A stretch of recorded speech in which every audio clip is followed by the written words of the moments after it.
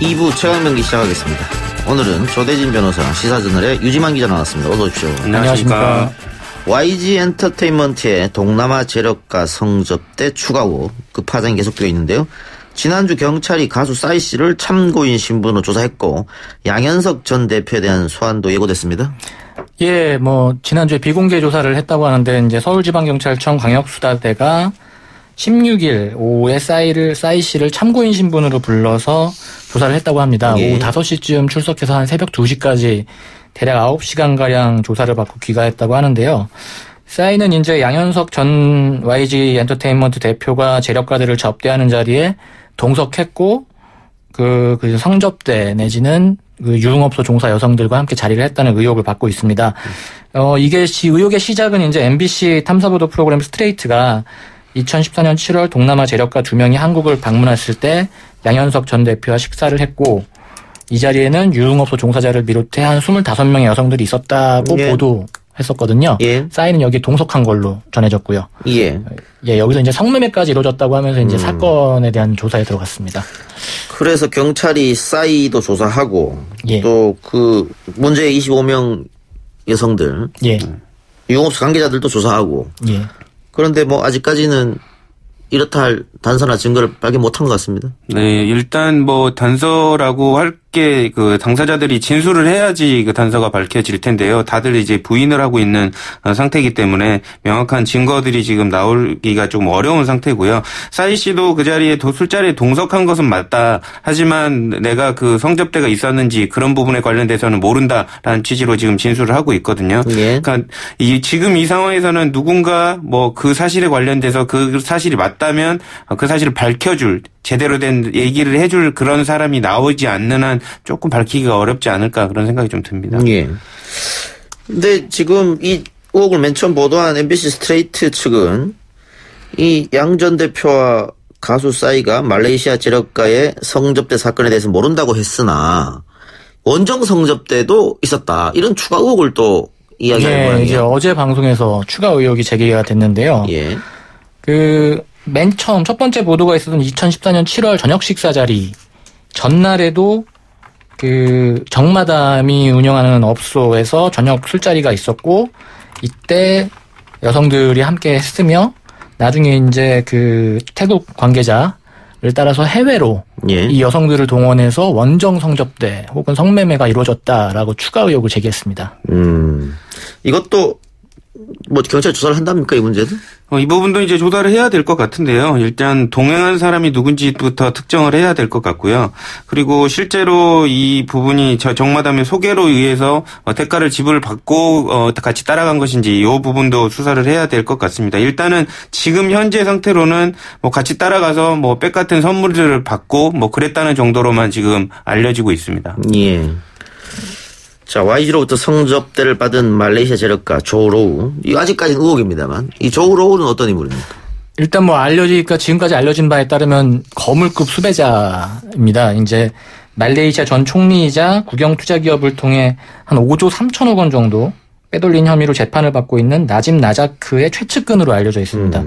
조로우 씨는 이 비자금을 조성하고 관리한 인물로 지목이 됐고요. 인터폴에 적색 수배된 상태입니다. 지금 현재. 예. 계속해서 추가 보도가 나오고 있는데 YG에서 증거를 남기지 않기 위해서 성접대할 때는 현금으로 계산했다 이런 이야기도 있더라고요. 그것도 경찰 조사가 필요할 것 같은데요. 어쨌든 이전에 태국 재력가 밥 씨도 있었고 또 이번에 조로우 씨. YG는 왜 이토록 동남아시아 재력가들과 친하게 지내려고 노력했을까? YG가 사실상 빅뱅으로 인한 수익이 80% 정도 됐다고 합니다. 근데 이제 빅뱅에 이제 인원들이 군대도 많이 가고 어쨌든 활동을 많이 못하게 되니까 사업의 다각화 측면에서 여러 가지 외식 사업이라든지 이런 쪽으로 진출을 했어야 됐는데 그런 진출 과정에서 해외의 유수의 자본이라든지 권력가들이 좀 필요했던 모양입니다. 그런 과정에서 이렇게 접촉을 하려고 하는 시도를 좀 많이 하지 않았나 싶습니다. 예. 양현석 전 대표의 성접대 의혹 사건 공소시효가 한 달밖에 남지 않은 상황이고 5년 전 사건이기 때문에 증거를 찾기가 굉장히 어려울 것처럼 보입니다. 현실적인 어려움이 좀 있습니다. 관련자들은 다 의혹을 부인하고 있는 상태고요. 오늘 주진우 기자가 본인의 SNS에 쓰는 글을 보면 경찰이 양현석 전 대표의 수사를 뭐 끝냈다가 거의 끝냈다 이런 식으로 또 썼더라고요. 그런 거 봤을 때는 그 조사가 쉽지 않아 보입니다. 예, 일단 가장 중요한 건 성접대를 받았다고 하는 이 동남아시아 관계자 2명 모두를 소환을 할 수가 없는 상태라서 진술을 일단 받을 수가 없습니다. 태국인 밥 씨는 버닝썬에서 발생한 VIP 성폭행 사건의 피의자이기도 하지만 현재 태국에 체류하면서 한국 경찰의 조사에 응하지 않고 있고요. 예. 그다음에 조로우 씨는 말씀드렸다시피 인터폴 적색 수배자이지만 현재까지 잡히지 않고 있어서 인터폴을 통해 검거되지 않는 한 한국에서 이걸 수사를 할 수가 없는 상황입니다. 거기다가 이제 성접대에 동원됐다는 여성들도 특정을 한다 해도 실제로 뭐 관계가 있었는지 그리고 어떤 일들이 있었는지 대가를 받았는지 등을 여러 가지 따져봐야 되기 때문에 쉽지는 않습니다. 예. 그런데 이 성접대 의혹 말고도 그 BI 마약 관련 진술 번복, 뭐 강요했다, 뭐 그런 의혹도 있고 협박, 또 경찰하고 유착된 부분 의혹이 그 성접대 만 있는 게 아니잖아요. 여러 가지 있잖아요. 네, 그렇죠. 지금 뭐 방금 말씀 주신 대로 BI 마약 관련해서 진술 번복을 시켰다는 그런 부분들에 대한 뭐 구체적인 정황들도 조금 나오고 있는 상태이기 때문에 경찰이 아까 말씀드린 대로 벌써 양현석 대표에 대한 조사가 다 끝났다는 걸로 비추어 봤을 때 이게 깊이 있게 들어가지 않고 겉핥기식으로만 수사가 끝난 거 아닌가라는 이런 조금 걱정스러움이 좀 듭니다. 예. 근데 승리 씨 같은 경우도 경찰이 성접대 사실 밝히기까지 조금 어려움이 따랐잖아요. 예, 나중에 그렇죠. 뭐 결국 밝혀졌습니다만. 근데 승리 씨 그 성접대 사건을 보면 양현석 전 대표의 성접대 의혹 사건과 굉장히 유사점을 많이 볼 수 있어요. 일단 그 등장인물, 여성을 동원했다는 등장인물 중에 정마담이 똑같이 등장하는 점이 있고요. 예. 그다음에 관련 그 동업자, 그러니까 승리 씨 같은 경우는 동업자인 이제 공동대표 유모 씨가 혐의를 일부 시인하면서 수사가 급물살을 탔는데 양현석 대표 사건 같은 경우는 양현석 전 대표와 이제 싸이가 같은 자리에 있었다. 뭐 이런 점도 있고 그 3천만 원. 그다음에 승리 씨 같은 경우는 일본 투자자의 숙박비를 YG 엔터테인먼트 법인카드로 결제한 사실이 있었고요. 예. 그다음에 동업자 유 씨가 접대를 위해 성매매 여성을 부르고 대금 일부를 알선책 계좌에 입금했다고 진술한 점도 있고요. 근데 양현석 대표하고 이제 승리 씨 사건의 가장 큰 공통점은 여성을 동원한 중간에 있는 역할을 한 인물이 정마담이라는 동일 인물이 좀 등장한다는 점입니다. 예. 뭐 스승과 제자 사이 아닙니까? 그러니까 그래서인지 몰라도 여러 가지 의혹도 조금 비슷한 면이 좀 있는데요. 어쨌든 그 여자가 등장을 하고 그리고 접대 여성이 등장을 하고 그다음에 투자자가 또 끼어 있고 또 해외로 성접대를 했다는 것 자체가 같은 소속사에 있는 대표와 그 소속 가수가 같이 조금 문제가 된다는 것 자체가 조금 안타깝고 씁쓸합니다. 뭐 보고 배웠다 이런 뜻입니까? 스승과 제자? 아닙니다. 그냥 스승과 제자 음악을 배웠다는 그 말씀이었습니다. 예, 알겠습니다. 자, 오늘 경찰이 5개월간의 수사를 마무리하고 승리를 비롯해 관련자들을 검찰로 송치했다고 하는데 정리 좀 해주시죠. 가수 승리 씨가 이제 성매매 알선 등 7개 혐의에 대해 기소 의견으로 25일 날 검찰에 송치됐습니다. 그리고 경찰총장으로 불려서 유착 의혹을 받았던 윤모 총경은 직권남용 권리행사 방해 혐의를 적용해서 검찰에 넘겨졌고요. 경찰이 명운을 걸겠다고 시작한 클럽 버닝썬 수사가 사실상 경찰 유착 의혹은 밝히지 못한 채 5개월 만에 일단락된 거 아닌가라는 이런 비판이 나오고 있는 상황입니다. 예. 알겠습니다. 다른 얘기 해보죠. 서울시가 광화문 광장에 설치됐던 대한애국당의 불법 천막을 강제 철거했다고요? 예, 이 대한애국당 측이 이제 광화문 광장에 설치한 천막이 설치된 지 한 47일 만에 오늘 강제 철거됐습니다. 예. 오늘 서울시가 오늘 새벽 5시 20분쯤 직원 500여 명과 용역업체 직원 한 400여 명을 투입해서 천막 2동과 차양막 1동 등을 철거하는 행정 대집행을 실시했다고 밝혔고요. 당시 이제 서울경찰청 및 종로경찰서 협조를 받고 소방차와 구급차, 의사, 간호사 등을 현장에 배치해서 좀 물리적 충돌도 대비를 했었습니다. 이제 시 입장은 대한애국당 쪽이 서울시와 협의 없이 광화문 광장을 무단 점유한 것은 명백한 불법 행위다. 이런 입장에서 이제 철거를 하게 됐다고 밝혔습니다. 예. 그 서울시에서 철거하겠다고 예고는 좀 오래전부터 했었고. 예, 기고를 했었죠. 근데 그동안 불법 천막 설치로 시민들의 민원이 많았던 것 같아요. 예, 한 200건 이상 접수됐다고 하더라고요. 예. 뭐 다른 건은 상관없는데 지나가시는 분들도 얘한테 뭐 폭행을 하거나 말을 걸고 시비를 거는 이런 것들 때문에 민원이 되게 많이 들어갔다고 얘기를 들었습니다. 예. 대한애국당은 일단 어떤 이유로 천막을 설치한 겁니까? 탄핵 반대 시위에서 숨졌던 그 5명의 진상 규명을 요구를 하는 차원에서 천막을 쳤다라고 얘기를 하고 있는데요. 탄핵 반대 집회 당시 사망한 사람들에 대한 추모 등을 이유로 광화문 과다가 천막 2동과 차양막 1동을 기습 설치했고 여기에 그 시민들이 통행로로 되어 있는 부분까지도 시의 허가를 받지 않고 여러 가지 목재라든지 합판 등을 설치해놔서 교통을 방해한 그런 혐의도 받고 있습니다. 예. 근데 대한애국당 천막 오늘 오전에 강제 철거를 했는데 오후에 또 설치를 했다 그래요. 예, 오늘 광화문 광장에서 천막을 철거를 했는데 예. 오후에 바로 다시 재설치를 해가지고 다시 또 농성을 또 이어가고 있다고 합니다. 그런데 그 서울시에서 철거 비용이 2억 원 정도 들어갔기 때문에 이것을 그 대한애국당 쪽에 청구하겠다. 또 변상금도 별도로 부과하겠다 그랬거든요. 네. 그 대한애국당이 그런데 계속해서 이렇게 천막을 치면 어떡합니까?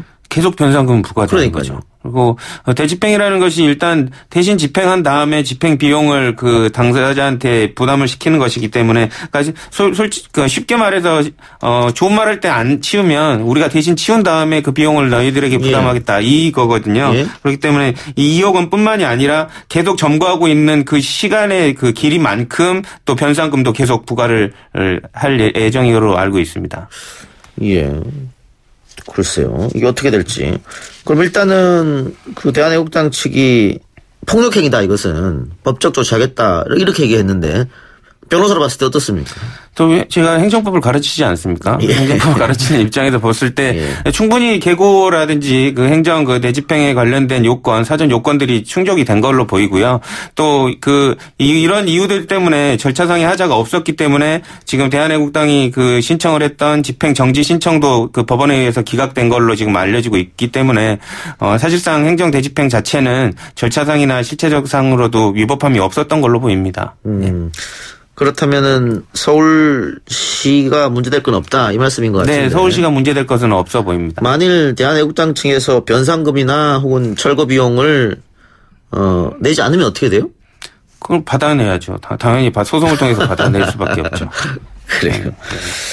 근데 어느 정도 알고 있었을 것 같아요. 그 애국당의 측면에서도 왜냐면 이제 계고장이 날아가고 어느 정도 경찰들을 통해서 이게 대집행이 이루어질 거라는 걸 알고 있었을 거기 때문에 어느 정도는 내심 바라는 것도 있지 않았을까, 피곤한데 대집행해 주기를 바라는 것도 있지 않았을까 이런 생각도 해봅니다. 예.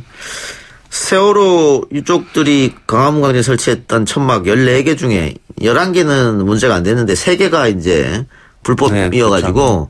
나중에 변상금 1,800만 원, 정기요금 650만 원 이건 유족들이 다 납부했죠. 네, 그렇죠. 세계동은 그 서울시에서 설치해 준 게 아닌 상태로 점거를 했기 때문에 이 부분에 대해서는 또 세월호 유가족이라고 봐주는 거 없이 변상금 처리를 다 해서 다 받은 걸로 지금 확인되고 있습니다. 법 집행은 공평해야 되니까요. 네, 그렇습니다. 다음 달 퇴임을 앞둔 문무일 검찰총장이 검찰의 과거 잘못에 대해 대국민 사과를 했다고 하는데 어떤 내용이었습니까? 예, 오늘 오전 10시 30분쯤에 이제 대검찰청 청사 4층 검찰 역사관 앞에서 문무일 검찰총장이 기자간담회를 열고 법무부 과거사위원회죠. 검찰 이 부분에 관련해서 검찰의 과오와 관련한 대국민 사과 입장을 밝히고 재발 방지책 마련을 약속했습니다. 이 위원회가 지적한 것과 같이 국가 권력에 의해 국민의 인권이 유린된 사건의 실체가 축소 은폐되거나 가혹행위에 따른 허위 자백, 조작된 증거를 제때 걸러내지 못해 국민 기본권 보호의 책무를 소홀히 했다고 인정을 했고요. 중립성을 엄격히 지켜내지 못하거나 국민적 의혹이 제기된 사건의 진상을 철저하게 규명하지 못했다. 늦었지만 이제라도 피해자분들과 가족분들께 머리 숙여 진심으로 사과드린다라고 밝혔습니다. 예. 그 사과문을 읽은 장소가 또 검찰 역사관이에요. 예. 이곳을 택한 이유가 있겠죠. 예, 일단 검찰 역사관 자체가 이제 검찰의 근현대사, 검찰의 역사를 정리해 놓은 곳이라서 검찰의 과거에 검찰이 저지른 과오를 인정하고 사과하고 앞으로 청산하겠다. 이런 의지를 밝히는 자리로 여기를 선택한 것 같습니다. 예. 네, 검찰 과거사위원회가 어쨌든 여러 가지 사건을 들여다봤습니다만, 이 용두사미로 끝이 나는 거 아니냐. 너무 오래전에 일이 있었기 때문에 증거를 찾을 수가 없었고 또 뭐 그 사이에 증거 인멸될 가능성도 있는 것이죠. 공소시효의 문제도 좀 공소시효도 문제 있고. 그러니까 문무일 총장이 이 논란에 대해서 밝혔습니까? 이렇게 용두사미로 끝난 거에 대해서? 김학의 전 법무부 차관, 사건 재수사 결과를 두고 가장 큰 논란이 있었기 때문에 이 부분에 대해서 입장을 밝혔는데요. 문 총장은 이렇게 설명을 했습니다. 사법적 사실은 역사적 사실 가운데 증거로 뒷받침되는 일부만 밝혀진 것이고 증거를 찾지 못하는, 것은 역사적 사실이 있음에도 사법적 사실로 바뀌지 않는다라고 하면서 증거를 찾지 못한 부분에 있어서는 어쩔 수 없이 놔둘 수밖에 재수사를 할 수가 없었다라는 부분을 피력을 했습니다. 그런데 검찰 과거사위원들이 조사 결과 발표 이후에 검찰 고발을 잇따라 받고 있다고요? 이 과거사위원회가 이제 심의 의결에서 발표한 내용들을 가지고 당사자들이 과거사위원회를 상대로 고소고발을 하는 경우가 지금 굉장히 많아졌다고 합니다. 그래서 사실 다음 달쯤에 과거사위원회 활동을 총정리한 백서 편찬 작업이 좀 마무리될 것으로 예상이 됐는데 뭐 소송이 계속 잇따르니까 백서 작업이 좀 차질이 생겼고, 그다음에 백서 분량을 좀 축소하기로 결정했다고 합니다. 그런데 이렇게 과거사위원회에서 뭔가 발표를 하고 줄소송이 막 일어나면 앞으로 이런 비슷한 류의 일이 있으면 누가 과거사위원 하려고 하겠습니까? 그렇죠. 아무도 안 하려고 그럴 것 같은데요. 그래서 그 회의나 심의 내용 자체를 비공개로 하는 것도 바로 이런 소송 관련된 부분인데 이번 같은 경우는 줄소송이 이루어졌던 이유가 이제 결과를 공개적으로 발표를 했기 때문에 이런 부분들이 줄소송을 일으키게 된 좀 원인이 된 것 같습니다. 예. 자, 문무일 총장 오늘 사과하면서 재발 방지를 위한 제도와 절차를 개선하겠다라고 했는데 퇴임이 얼마 남지 않았잖아요. 예. 그러면 곧 퇴임입니다. 윤석열 후보자에게 넘어가는 겁니까 이제? 일단 문 총장은 본인 스스로는 많이 바꿔보려고 노력을 했다. 민주적 원칙에 맞게 바꿔보고자 노력을 했다라고 얘기를 했고요. 제도적인 법률을 개정을 수반하지 않는 것을 할 수 있는 한 최선 다해서 제도 개선을 하려고 노력을 했고 법 개정에 대한 건의도 많이 했었다. 나머지는 이제 새로운 총장한테 좀 넘긴다는 식의 느낌을 받았습니다. 느낌 자체는. 예, 알겠습니다. 뭐 지켜보죠. 검찰 개혁이 어떻게 이루어지는지. 지금 인터넷 포털 실시간 검색어 보면은 이 조윤선 전 장관의 이름이 올라와 있던데 아마 재판이 오늘 있었던 것 같아요. 네. 세월호 조사 방해 사건. 예. 근데 조윤선 전 장관은 집행유예가 떨어졌고 물론 실형입니다만은 살지는 않는 집행유예. 또 안종범은 무죄. 이렇게 해서 세월호 유족들이 지금 굉장히 분노하고 있고 무능하고 무책임한 판결이다 이렇게 했는데. 예, 지금 세월호 유족 입장에서 전혀 이해할 수 없는 판결이긴 하죠. 특히 안종범 수석 같은 경우에 무죄가 나온 조윤선 장관 집행유예는 그래도 실형 선고가 나왔다는 점이 있지만 안종범 수석 같은 경우는 무죄가 나왔다는 거는 좀 이해할 수가 없는 판결이라는 입장이 될 수밖에 없습니다. 좀 다른 얘기긴 하지만 또 어제 같은 경우에는 이 강원랜드 채용 비리의 권성동 의원이 또 무죄가 났지 않습니까? 좀 여러모로 어제 오늘 사이에 좀 법원이 좀 법감정으로는 좀 이해가 안 되는 정서적으로 이해가 좀 많이 안 되는 좀 판결이 좀 났다고 볼 수 있을 것 같습니다. 현직 변호사로서 어떻게 봐요? 저 어제부터 일하기가 싫더라고요. 그래서 그 이유가 재판하는 과정들이 국민들이 납득할 수 있는 내용이 돼야 되는데 어쨌든 제가 판단했을 때는 참 힘 빠지는 그런 판결이 아닌가 싶습니다. 근데 어쨌든 이병기 비서실장과 조윤선 전 정무수석이 징역 1년에 집행유예 2년을 받았기 때문에 죄는 있다. 세월호 특조위를 방해했다. 그건 인정은 된 거네요. 그렇죠. 예, 실형이 났으니까. 그렇게 인정은 됐지만 집행유예로 선처를 해줄 만한 그런 이유가 있었는지에 관련돼서는 참 의문입니다. 예, 알겠습니다. 이게 1심 아닙니까 이게? 네, 맞습니다. 1심. 앞으로 이제 2심 또 대법원 판결이 있으니까요. 어떻게 될지 좀 보고. 어쨌든 재판부가 이야기한 거는 대통령 비서실과 해수부 장 차관의 강대한 권력을 동원해서 각종 회의를 진행하거나 공문서를 작성 배포하는 등의 조직적인 형태로 이루어졌다. 그래서 이 각종 방해와 비협조 등에 시달리다가 별다른 성과를 특조위가 내지 못하고 활동을 마쳤다면서 이제 죄는 인정했습니다만 기획 및 실행 혐의에 대해서 공소 사실을 인정하지 않았기 때문에 이제 집행유예 혹은 그렇죠. 무죄 이렇게 난 건데요. 대다수의 이제 아마 유가족들은 많이 실망했을 것 같고 우리 조대진 변호사 같은 분도 실망을 좀 많이 한 것 같네요. 네, 일하기가 싫습니다. 예, 알겠습니다. 예, 오늘 두 분 이야기는 여기까지 좀 들을까요? 시간이 좀 남았네요. 예. 다른 얘기 조금 더 해봅시다. 자, 검찰이 구형을 3년 했었고 그런데 1년 집행유예 2년.